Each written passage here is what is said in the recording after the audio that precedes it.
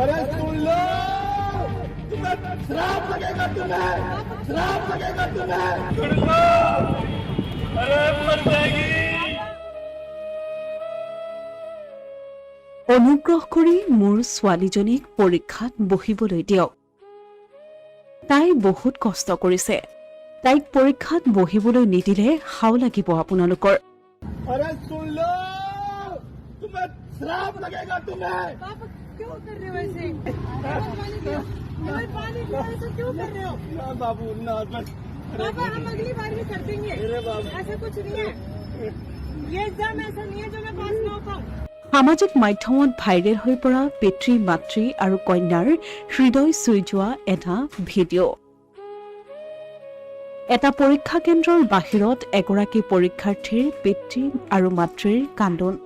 সকলো পিতৃ মাতৃৰ এই সপোন এদিন তেওঁলোকৰ পুত্ৰ কন্যাই সফলতাৰ উচ্চ শিখৰত উপনীত হ'ব। एक साल गया बाबू हमारा। कोई बात नहीं ना, उम्र निकली जा रही। बाबू तो टूट ना ना ना ऐसे मत कर, तू पे ना ना जल्दी से अरे चल ना बाबू एक बार। কিন্তু যদি সেই সফলতা লাভ কৰিবলৈ যোৱা প্ৰথমটো ধাপতেই পুত্ৰ কন্যা বাধাৰ সন্মুখীন হ'ব লগা হয়, তেতিয়া আটাইতকৈ দুখী হয় পিতৃ মাতৃ। এই দৃশ্যটি তাৰেই এক প্ৰতিফলন। ভিডিঅ'টো হৈছে গুৰুগ্ৰামৰ এটা পৰীক্ষা কেন্দ্ৰৰ বাহিৰৰ। UPSC প্ৰিলিমছ পৰীক্ষাৰ বাবে গুৰুগ্ৰামত অৱস্থিত SD আদৰ্শ বিদ্যালয়লৈ আহিছিল এগৰাকী পৰীক্ষাৰ্থী। কিন্তু পৰীক্ষা কেন্দ্ৰ আহি পোৱা পলম হোৱাত পৰীক্ষা কেন্দ্ৰটোৰ ভিতৰলৈ সোমাবলৈ দিয়া নহ'ল পৰীক্ষাৰ্থীগৰাকীক।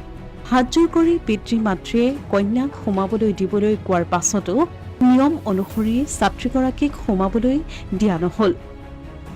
আৰু তেতিয়াই ছাত্ৰীগৰাকীৰ মাক জ্ঞান হেৰুৱাই গেটৰ সন্মুখতেই বাগৰি পৰে।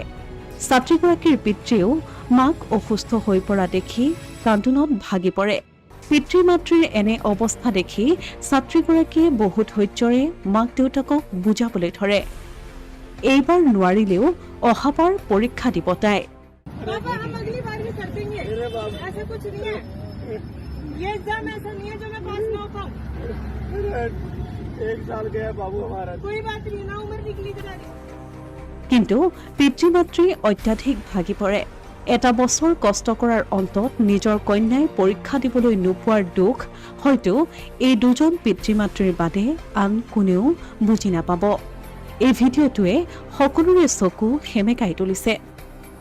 আমাৰ সকলোৰে বাবে সঁচাকৈ পিতৃ মাতৃ আশীৰ্বাদস্বৰূপ। এই ভিডিঅ'টোৱে যেন তাকেই প্ৰমাণ কৰিলে। Asomiya Pratidin digital desk.